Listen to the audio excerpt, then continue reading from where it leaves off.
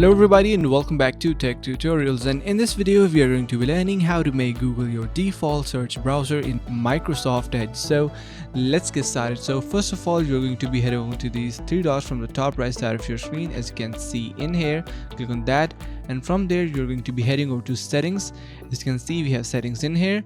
Click on that, and now we have this profiles menu on the left side of our screen, and below that we have privacy, search and services. Simply head over to that, which is the second option, and now you're going to be scrolling all the way to the bottom, and you can see the very last feature is address bar and search, and click on that, and here is our main thing. So here what we are going to be doing is that we have search indent used in address bar, and we can just simply drop down this option, and here you can see we have Yahoo, Google and some Chinese, or I don't know, whatever that is, and we have Yandex as well, and currently Bing is recommended, but we can simply set it to Google, which is default. So once you select that, you can see I have already choose that, and below you can select a search box. So you're simply going to be setting it to search box, and you're pretty much done. So that's a pretty simple process to change Google Chrome as a default on Edge, and I really hope you understood the concept and found this video informative.